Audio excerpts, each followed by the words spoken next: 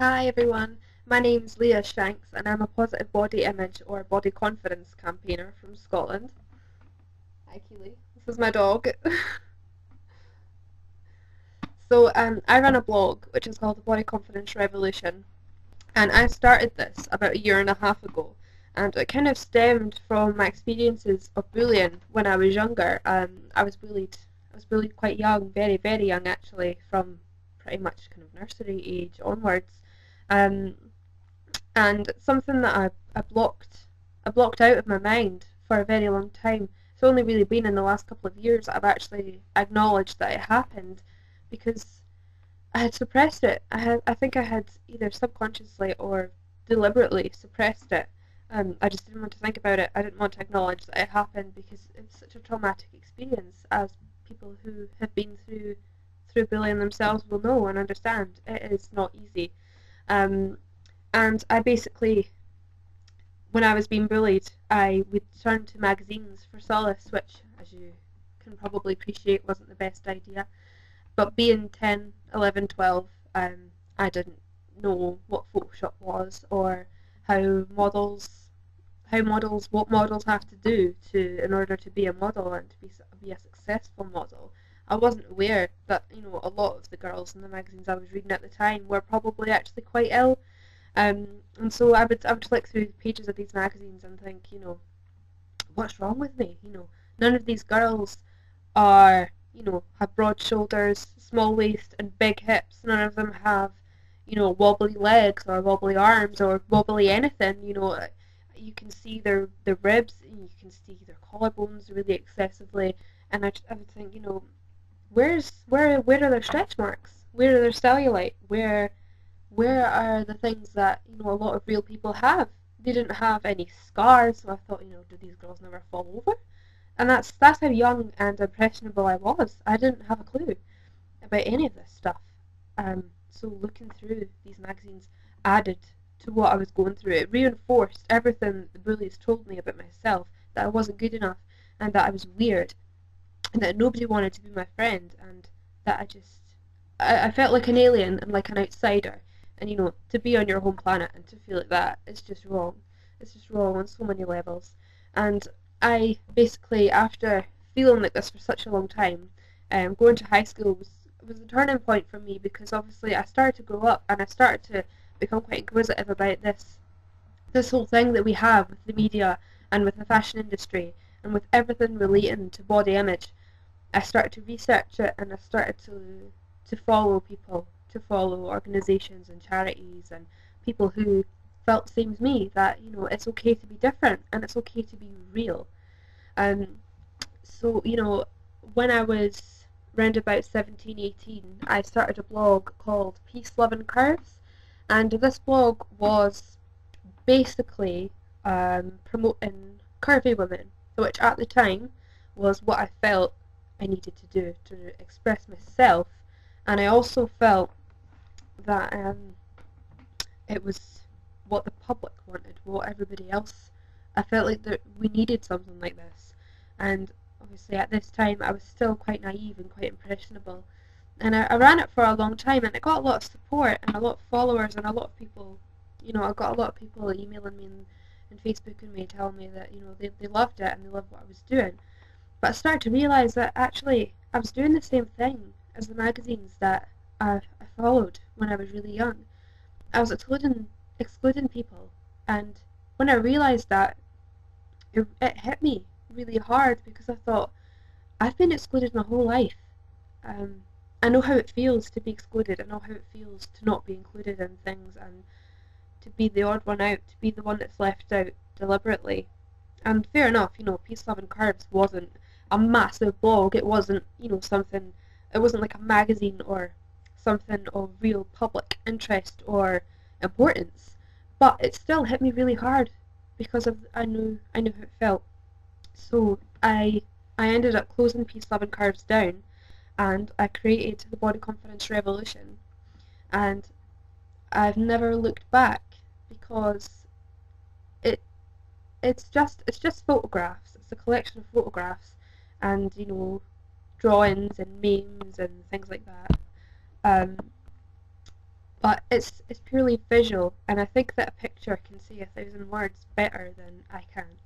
And I think that when you scroll through it, you can see real life, and that's exactly what I wanted it to be. I wanted it to be a place that you could go to if you're feeling a bit low, because everybody has days. I have low days occasionally where you know it's normal to feel a bit down and a bit rubbish about things. And I just wanted it to be a place where you could go to, especially young people could go to if they're feeling a bit overwhelmed by things that they see in the media, the magazines, TV, things like that.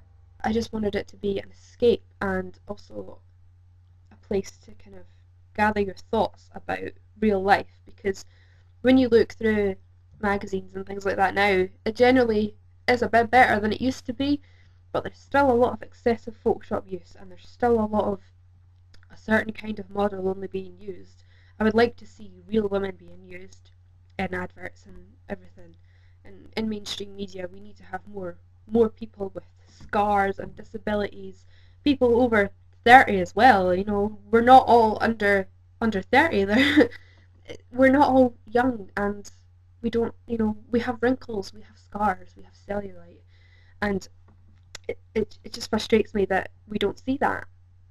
So when the body confidence revolution, everybody's there. There is a representation of you in there somewhere, and that's exactly what I wanted to do, was to represent every single person on this planet. And it's not just for women, it's for men as well, because we have such a warped stereotype of how a man should look as well.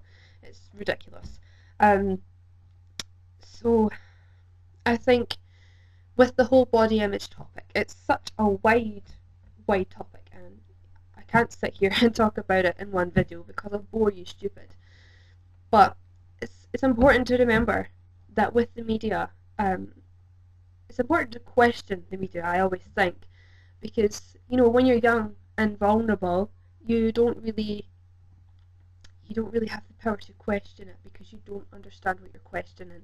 But with age comes wisdom, and I think that whenever you see an advert, say for mascara, there was a big scandal with mascara. I can't remember what brand it was, but they were using fake eyelashes in an advert for mascara without saying so in the advert. And when it got found out, there was a massive scandal about it, and now all mascara adverts will say just along the very bottom that the model is wearing lash inserts, and that's a legal requirement now, I think. So, if you see an advert for mascara, if you can't see it clearly, question it. Is this, does this look like what real mascara would look like on my lashes, or is she wearing fake eyelashes? Question it. Make sure that you understand.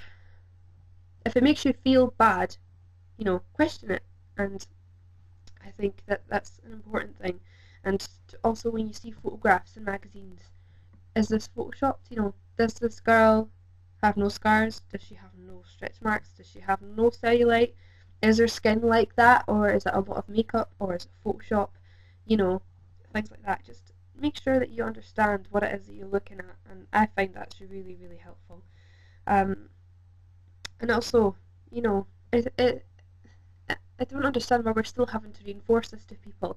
But real bodies are different. Everybody is different. Some of us are maybe 5 foot, some of us are 6 foot, some of us are in between, some of us are size 6, maybe size 4, size 8, some of us are at the other end, some of us are size 18s, 20s, and there are people who are in between as well. We have cellulite, we have stretch marks, we have wrinkles, we have scars. Women have babies, and we never see tummies for women that have just had babies, looking anything other than a washboard stomach abs. And it's just not real for everybody. There's some women who can have a baby and, look like that, but not everybody does. And I think that's the biggest point that I was trying to reinforce with the body confidence revolution, was diversity and individuality, and the fact that skin is different. Some of us stretch when we have kids, we get stretch marks. Some of us don't. Some of us,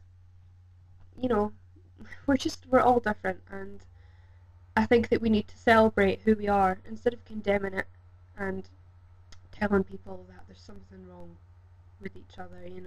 We're always telling people, oh, you're too skinny, or you're too fat, or You know, do you not work out, or like how much do you eat? Like, you know, what are you wearing? You can't wear that because you're this size or you're that size.